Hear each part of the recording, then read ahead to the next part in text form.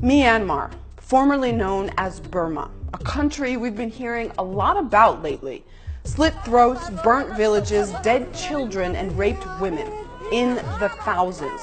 But some Burmese officials are claiming this is fake news, saying Rohingya Muslims set their own homes ablaze to hijack the world's attention.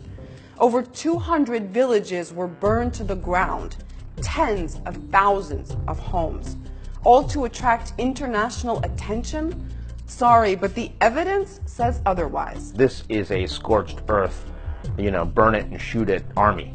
And, they have once again committed ethnic cleansing, in this time against the Rakhine. 400,000 Rohingya have fled, over 200,000 of whom are children. Refugees say the army is planting mines along the border with Bangladesh, and soldiers are shooting at them as they try to flee. The UN is calling it a textbook example of ethnic cleansing. But Myanmar's de facto leader, a human rights hero, doesn't think so. It is very little known that the great majority of Muslims in the Rakhine state have not joined the exodus. More than 50% of the villages of Muslims are intact. The whole world stood by Aung San Suu Kyi, even giving her a Nobel Peace Prize for nonviolent struggle for democracy and human rights.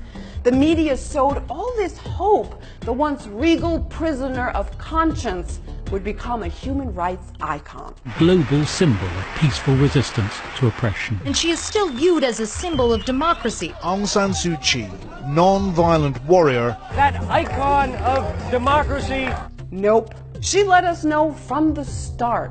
I would like to be seen as a politician, she said after her release from house arrest in 2010, not as someone who stands up for the oppressed. So as the world cries out that the bloodshed must be stopped, no one is actually doing anything to stop it.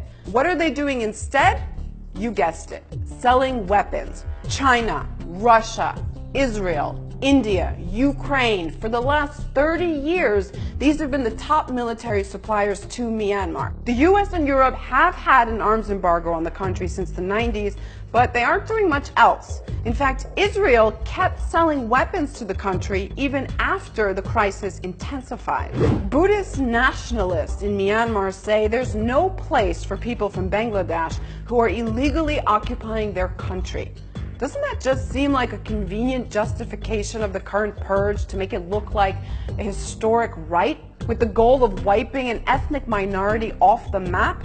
The story isn't so cut and dry for the Rohingya Muslims who've called Myanmar their home for generations. I don't recall seeing anything as awful, as terrible as I am seeing here.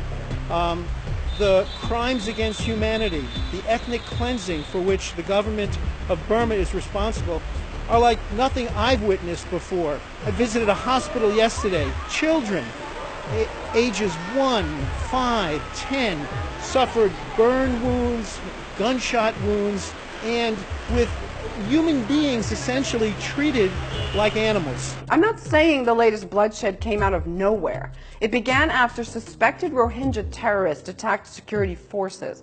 And Myanmar's military has a right to fight insurgents, but not civilians. If everyone fighting terror used that as an excuse to wipe out an entire people, not very many of us would be left. Now, the obvious question here is how many people have to die before this is stopped? And the less obvious one, is the world not actually doing anything because it's Myanmar?